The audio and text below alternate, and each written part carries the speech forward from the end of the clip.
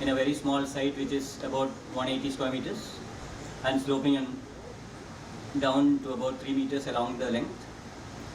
And the building area is approximately 100 square meters, less than 100 square meters, and the project budget was 12 lakhs. So it was a small family with a kid and a visiting grandparent.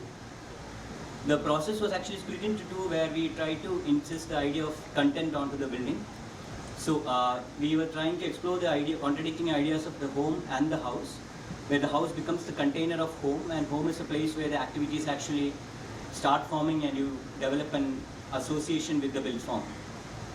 And like they all say, not every house can be a home. So to start with, the other part of the process is where you manage the site. You have the basic setback and level management corridor on one side and expandable buffer on the other side, and the rooms sandwiched in between where they combine with each buffer spaces, forming a continuous space. So that's how the site is managed.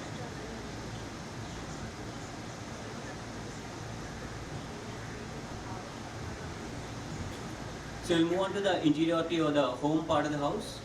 So you have the central activity space, the step corridor on one side, and the activity court on the other side. So that's the dining space, where you have the small court where the grandparent might sleep when she comes over, and that's how it is.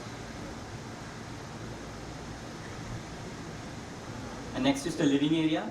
There's another court on the side where the prayer room happens, and the mom actually stitches for a living, which is also happening in that part.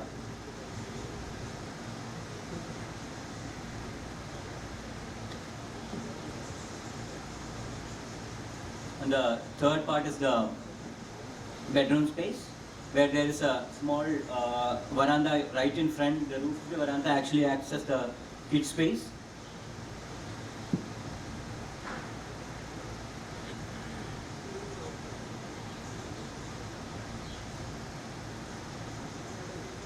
The whole house was actually made with kid in the mind, and he's actually very happy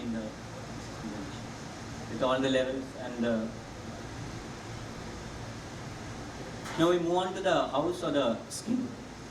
The exteriority was more like a response to the existing boundary conditions.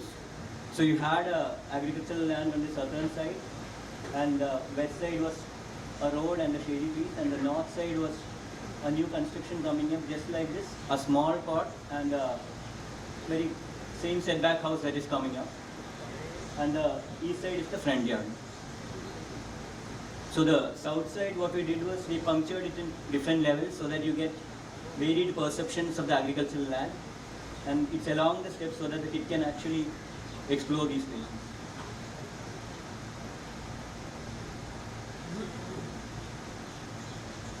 And that's the east side or the front side which faces the road.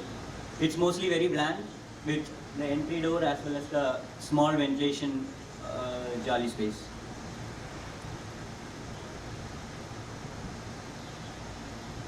And that's the north facade, where there is going to be a house that is going to come up soon, and you have just the setback left. So it was mostly jollies that shade the common spaces and windows with curtains on the activity spaces.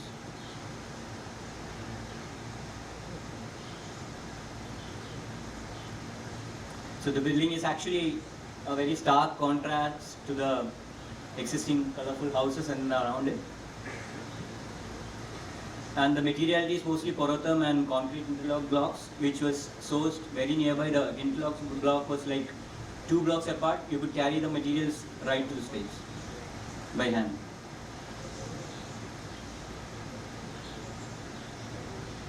And openings, we've tried to reinterpret the idea of lintels using little metal pipes along the material itself. The building is, as it is, very porous, and the temperature is well controlled inside it. It was probably an accident, because when we went after, we actually got the idea that it was very cool inside. And it's just a single bedroom house. So they wanted a house which has good spatial construct. So we actually added a expansion possibility for the future, where we have actually raised the parapet wall to quite a height. Just an addition of the sloping roof will add 2 more rooms on the top in the future when we can afford something like that. Yeah, that's pretty much it. Thank you. Longitudinal section which works very correctly with the theme as your title, hope it would be. You were wondering how the cross section works, because that was the kind of thing which we had, because house run along the Taac is very correctly as what you planned it. When it comes to cross sectional, I guess in living room maybe it is working correctly, but the kind of porosity which you require on the sides, whether it's not pronounced correctly maybe in your presentation or maybe the whole pyramid. So just wanted to understand that part of it, how it behaves. And maybe it's a low budget house, but the exterior connection from the house to a landscape around, if was it a constraint of money, that is why it was not worked out, or it was not thought of that? Yeah, onto the whole 3 sides had roads actually, so you could actually connect to the backyard as well as the side yard from the side actually. So the main door actually opens up into a yard. That was the last image you could see. Yeah, that's the main door that actually opens up into the side yard. And like you asked about the front and back or the smaller sides, the back side haven't been photographed much because there are still materials left there for the future construction. But it's been opened up into the tree shaded area. There are 2 openings if you could see the model, main openings actually. And the front yard has been purposefully cut because of the road, and it's still not a tarred road, mostly earthy road. There's a lot of dust coming in.